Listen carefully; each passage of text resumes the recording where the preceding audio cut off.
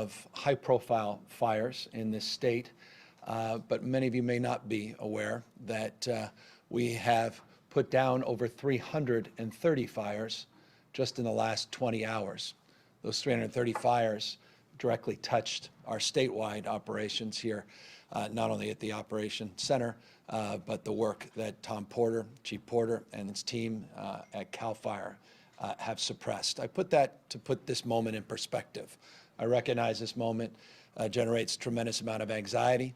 The high-profile images that people see, not only in the Kincade Fire in Northern California, but now the Getty Fire in Southern California and Los Angeles, generate consternation, generate concern. But this, interestingly, is a moment in California that is very familiar. We've actually had a below-average fire season to date. What we're experiencing at the moment is slightly above average. It's a high end of average for this time of year. It doesn't feel that way, but it, in fact, is the case. This state has been well resourced. The state has been very forthright in terms of pre-positioning assets to a degree that we had never have in the past. We've been able to put down some other high-profile fires, 2 in San Diego, a number of them in Southern California, specifically in Los Angeles, and over the last 24 hours throughout the Bay Area and parts of Northern California. I just want to say that to make this point. I could not be more proud of the men and women in uniform, folks not only working CAL FIRE, CHP, the Office of Emergency Services, our health and human service agencies, but also local law enforcement, local sheriffs, local police, people from all walks of life, community leaders, volunteers that have stepped up in remarkable ways. And while we've had an evacuation in Northern California that includes roughly 180,000 people, I've had the opportunity to travel to the evacuation centers, to the shelters, and I've seen firsthand, I've witnessed the extraordinary collaborative effort that has been, I think, handled remarkably well. None of this is perfect. But I think the work that has been done in anticipation of this moment is paying real dividends. The backdrop, however, of this moment is exacerbated by these power shutoffs. Roughly 880,000 customers continue to be shut off. That said, we received from Pacific Gas and Electric, our northern most IOU, investor-owned utility. They have provided that all clear for all counties as early as 6 a.m. this morning. As you know, even after we get the all clear, we've got to go out and physically investigate these transmission and distribution lines. Rather than just relying on the assets and resources of Pacific Gas and Electric, the state has supplemented those resources with the California Highway Patrol and fixed-wing aircraft that was allowed to go by utilization of infrared technology and get up and move very expeditiously. Accordingly, we've used the National Guard and similar technology that is attached to their number of helicopters that we've provided as resource supplement to Pacific Gas and Electric. They've gone through the first phase of their investigations on the transmission lines. Now they're moving to the distribution lines to begin the process of re-energization over the course of the next number of hours, and we hope within the next 48 hours, 2 days, where that will be substantially complete. And I want to parse that by making the point substantially. There's no guarantees that all of that will be complete. You can caucus with PG&E directly about their procedures and protocols because, as you know, we're entering back into wind events later in the middle part of this week, and these things may actually coincide, and there may be some crossover related to that. There is a fire that has generated some attention in northern part of the state, in and around, particularly Ukiah area, Mendocino. We're getting our arms around that, Chief. I think you're 20+% contained on that fire. I think you feel pretty confident around that fire because the winds are beginning to settle down. Accordingly, the Kincade Fire, of which we now have over 4,100 personnel working on that Kincade Fire, it's now grown to over 66,000 acres. It remains at 5% containment, but it is a substantially bigger footprint. And so we're holding our own. And I want to just make this point, particularly holding our own in and around Healdsburg and Windsor. And I just, again, want to compliment the totality of the operation, not only as it relates to the hand crews that are out there, the number of dozer crews, the bulldozers that are out there on the ground, the folks holding the line around Windsor and around that 101 corridor to keep it on the east side without allowing spotting to happen on the west side of 101. I feel confident that they have operationally, I think, secured the perimeters around this fire in a way that gives me confidence moving forward. But I'm not naive about shifting winds, shifting conditions, and so we are putting all of our assets that we have on this fire, including getting the benefit of some of those assets from Southern California that have made their way up here, and the assets from out of state. Current number of engines that have come from out of state, total 105. I've had the privilege of thanking a number of governors, including Governor Brown up north. In Oregon, 75 engines she sent down. Governor Sisolak, who was in contact with her this morning from Nevada, governors of Montana, other governors that have sent equipment into the state of California. We have 45 additional engines that we anticipate coming into the state, but 105 through this, what we call EMAC partnership with the other states, are helping supplement our efforts as well. As it relates to the Getty Fire, we are not the incident command, meaning the state. Local agencies are, and they feel that they have the support, at least based on the conversations we've had just moments ago with Mayor Garcetti and, of course, the team assembled behind me with their counterparts. But we are supplementing the aerial assets on the Getty Fire. We've got 8 assets, including 3 DC-10s that are now available for suppression on that fire. And we feel that if necessary, we can easily and quickly get more assets down there. I want to just acknowledge the pre-positioning work that was done in and around that area that also aided in early mitigation. Another reason I'm very proud of the folks, again, standing behind me for their anticipatory framework this year. An historic amount of pre-positioned assets, strike teams that were assembled in and around these areas have proven to really have paid off in remarkable ways. Let me just say a few words, not only about these suppression efforts, but also about this moment. We're entering the peak part of fire season that is very familiar to Californians, but may not be as familiar to people living outside the state. Most folks think of peak fire season in the mid parts of the summer in California, when those winds go up, the Santa Anas in the southern part of the state, the Diablo winds in the northern part of the state. This is, for us, peak fire season. I'll remind folks that last year, the Camp Fire and the Woolsey Fire, both in Northern California and Southern California, they occurred in that first week or so of November. And so that's why we are very vigilant at this moment. The winds are the most vexing and most complexing part of our suppression and prevention challenges. But the good news is the winds have died down in the last number of hours, and it's giving us a respite at the moment.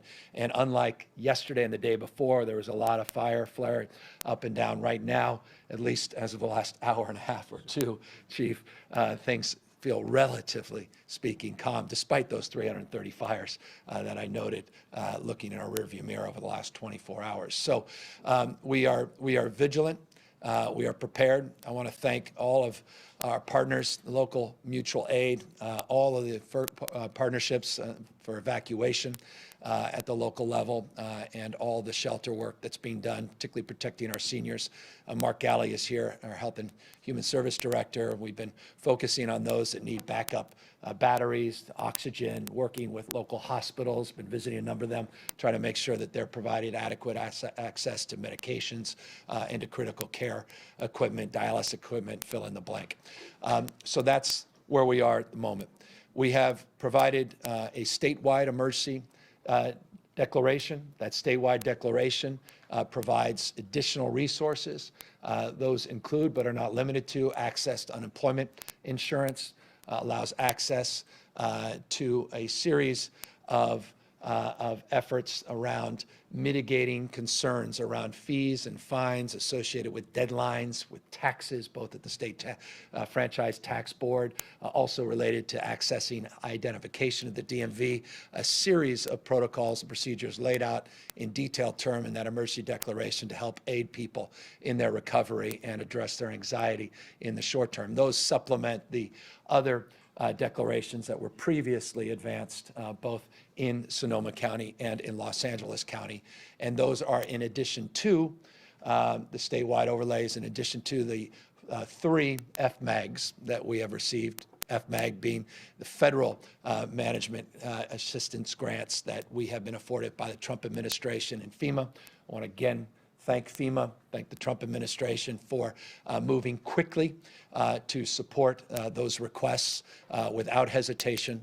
They have been extraordinary partners, and we look forward to continuing in that spirit of collaboration and that spirit of cooperation. So there are no resources we're wanting from the federal government, no resources that we are not trying to provide in real time to local government.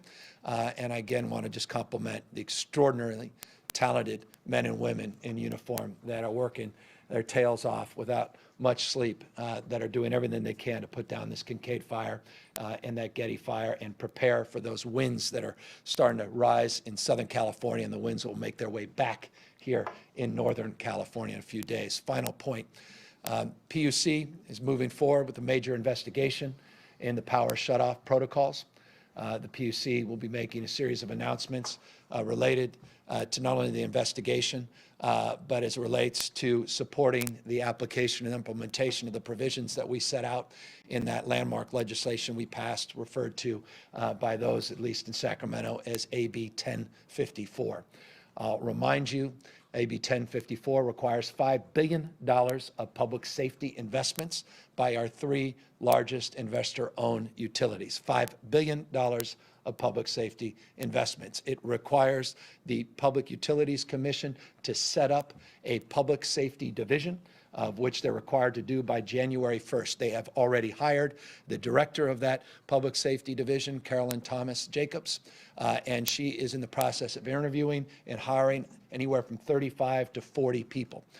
In that legislation, we planned, in anticipation of this moment, that we would also supplement that division with an advisory committee that would be supported not just through the executive branch and the Public Utilities Commission, also by recommendations of the California legislature. That advisory committee includes the best and the brightest in data collection, weather analysis, technology, looking at grid strategies, best practices related to public safety, all with an eye on advancing our clean energy goals and modernizing our utility equipment and strategies as it relates to hardening, undergrounding, wiring, microgrids, and the like. So all of that is procedurally moving as it should, with a sense of deep urgency to meet this moment and to make sure that we mind these protocols and make sure we're minimizing these disruptions moving forward, and making sure PG&E in particular, but also the other investor-owned utilities, are held to account on meeting those protocols. The PUC is also looking to fine $100,000 a day per incident if those protocols are breached, as it relates to the commitments that are made by the 3 largest investor-owned utilities and our state officials. And the PUC will be aggressive in that major investigation and aggressive in enforcing those protocols. They have already opened a series of investigations, of which many of you are well familiar. They've been holding hearings all up and down the state, including one just 72 or so hours ago in Redding, California. They'll continue to be holding the investor-owned utilities to account. And I'll remind you that the legislation we passed, the plan that we are implementing to address these issues so they don't continue to occur, and this is not the new normal, include time compensation for executives and managers to public safety and public safety outcomes. That is already in place. In addition to that, It is already established that the boards of directors of these investor-owned utilities are also compelled to have public safety experts that work in concert with the Public Utilities Commission and have to go through a wildfire mitigation plan that has to be approved on an annual basis with a 3-year look forward, so that there's immediate strategy to address public safety, medium and long-term strategies. Those are requirements. That's part of our plan, and those are parts of the plan that are being implemented in real time that the Public Utilities Commission, with our new chair's leadership, will be scrutinizing in detail and with the kind of transparency that is afforded and required of this moment. So that's broadly it. I want to just close by making one final point. As it relates to scrutinizing those $5 billion of public safety improvements, we are going to be very aggressive, particularly the Public Utilities Commission, its new leadership, of making sure that all of those safety investments are measurable in immediate frame, looking 3, 6, 9 months out.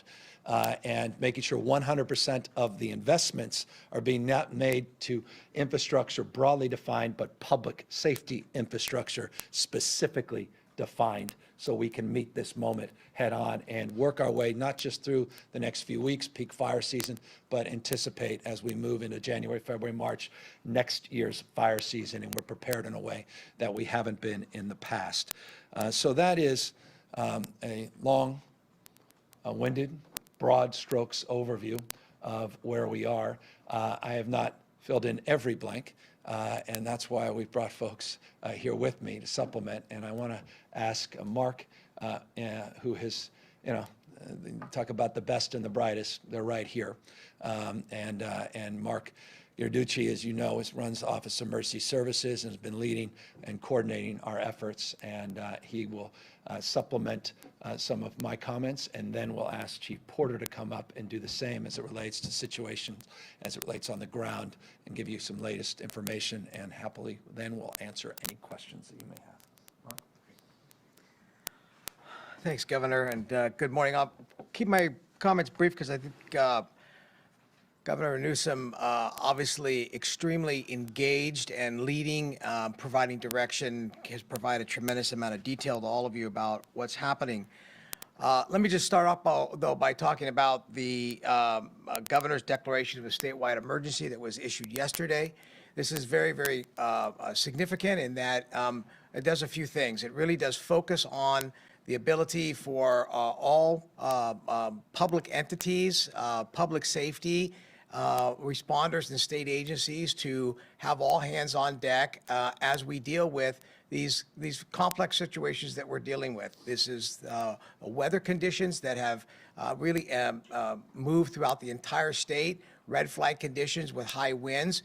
These are conditions that in itself, in a regional basis, we've seen and can deal with, but now when we're looking at it from a statewide perspective, it's a different kind of strategy in being able to apply resources and make sure that not only all agencies are on point, but that the public is well prepared. And it also gives the ability for state agencies to open up different programs and provide different services that would be maybe bound by regulatory requirements that now can be opened up and be put in place to support individuals that may be impacted by the wildfires that we're dealing with, or possibly impacted by the power shutoffs that have been going on over the last week.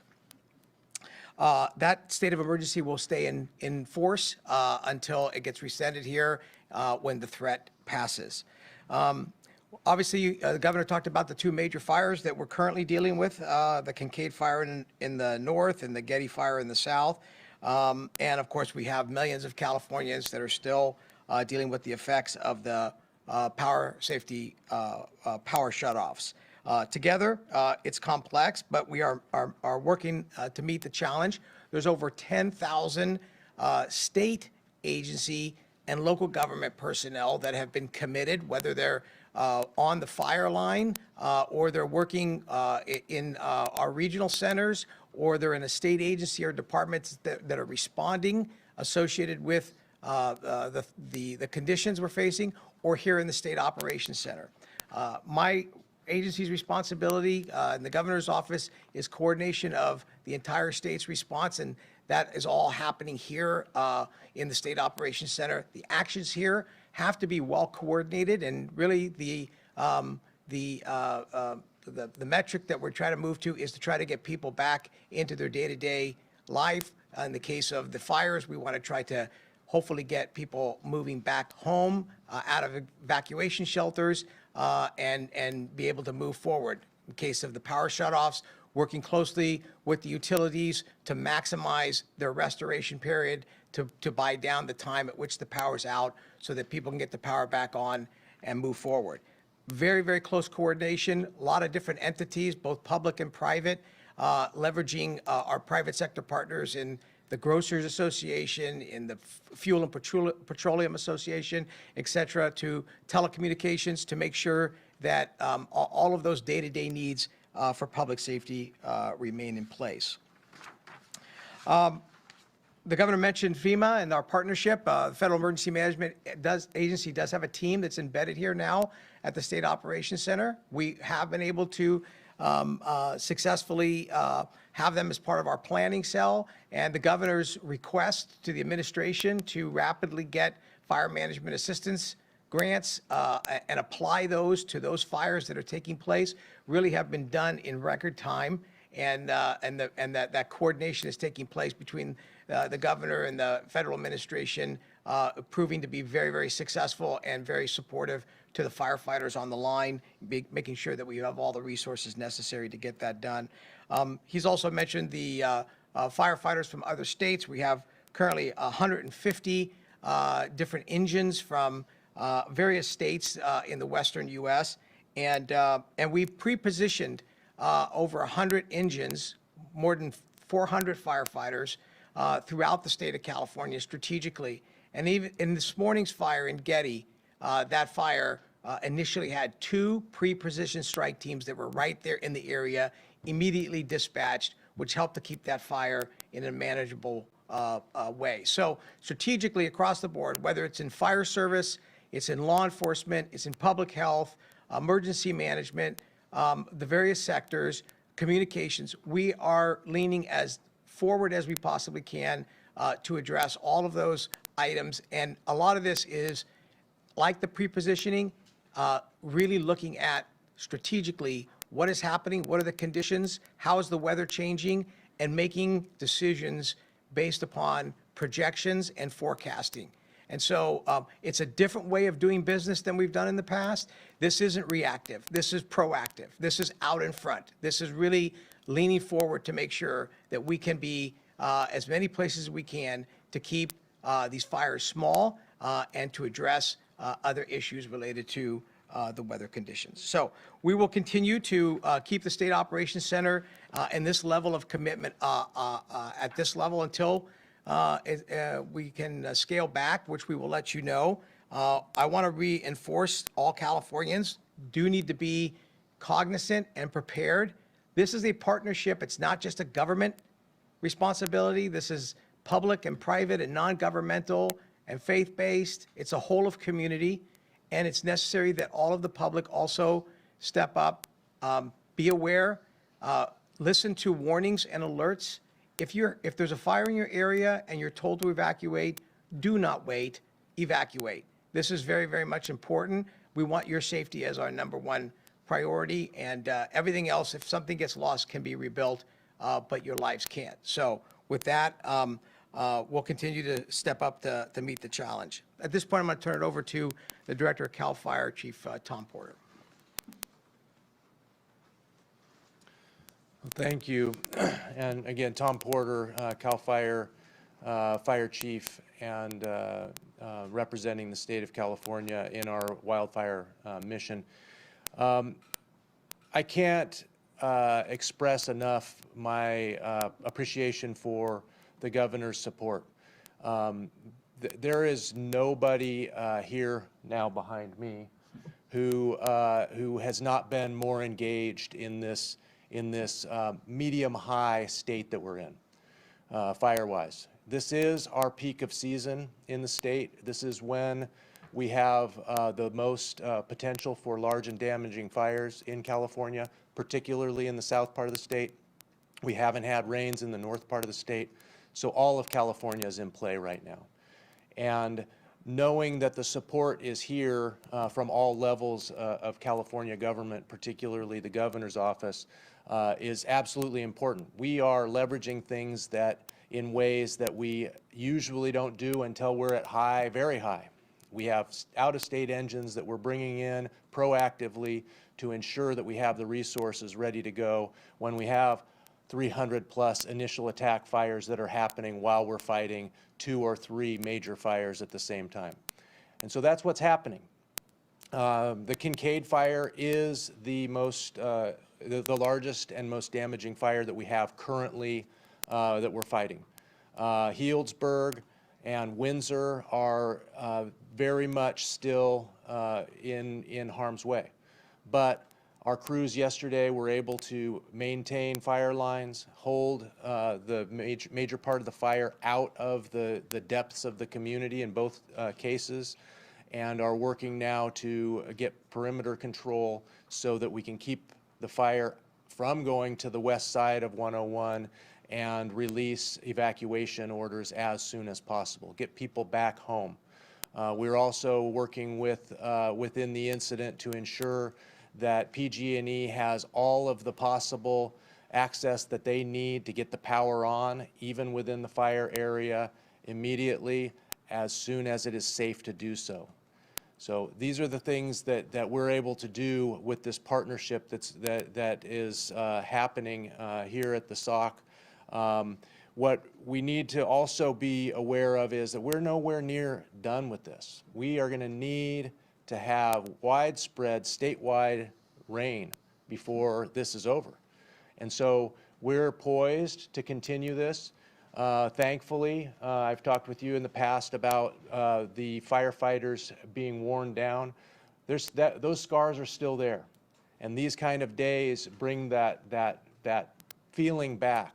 But we've had enough time this year to be able to recharge, sharpen our tools, be ready for what's happening now. And we are fully capable and ready to respond to all of the state's fire emergencies, plus going through this part of the season. So I want you to feel very confident that the fire service system and the emergency response system is ready for California's emergencies going into the rest of this fire season. And very much thankfully to extending our peak staffing and our 4th firefighter on much of our engines that was added as surge capacity during the middle of season this year by Governor Newsom. So thank you very much. I appreciate it. Thank you, Chief. And speaking of response, and I think about 17, 18 minutes, we will have a new website up, culturally competent website available, Spanish, not just English, called response.ca.gov, response.ca.gov. That will be a aggregated site for information about current weather conditions. It will have a number of buttons that we'll be able to attach to small business loans, assistance, support. We'll talk about the details of some of these emergency declarations and allow people in a very friendly customer engagement to be able to access resources in one single site as opposed to trying to figure out the labyrinth that is government bureaucracy. And so response.ca.gov, we encourage people to go to that site. I also want to just make one final point, and that is I could not be more pleased with the local elected officials and their extraordinary response to this moment, both Assembly and Senate leaders, but also city council members and mayors, boards of supervisors. It's just wonderful to row in the same direction. And we were very pleased to get $75 million out this last week, $26 million to counties, 10 specifically to cities, to provide discretionary grants so that they can provide real resources in real time. And that's just, again, part of the framework of collaboration that is relatively novel in this state, but I think important to highlight as well. With that, we're happy to answer any questions, and you can ask not just ourselves, but talk to Maribel and our Health and Human Service Director as well if you wish. But any questions? Governor, you said in an interview over the weekend that you wanted to see Warren Buffett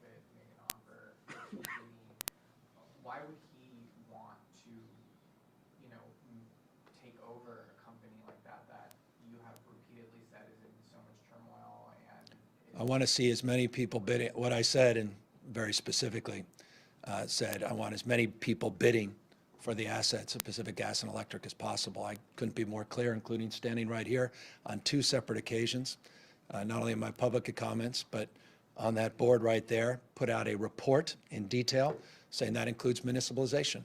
And that was in our report. It was also in my public comments. We are working with the City and County of San Francisco. I've been talking to Mayor Sam Liccardo. We continue to look for bidders, large and small, all across this country, and he's among many that is in this business. And I just hope more people make a bid for the assets so we have a competitive process moving up into June 30th of next year when we have set the goal and date and mandate for PG&E to get out of bankruptcy. But given the situation, given their falling stock price, what argument or what case could you make to someone to even? I just want as many people to look at purchasing the assets. That's a decision for them. I think you're chasing a headline.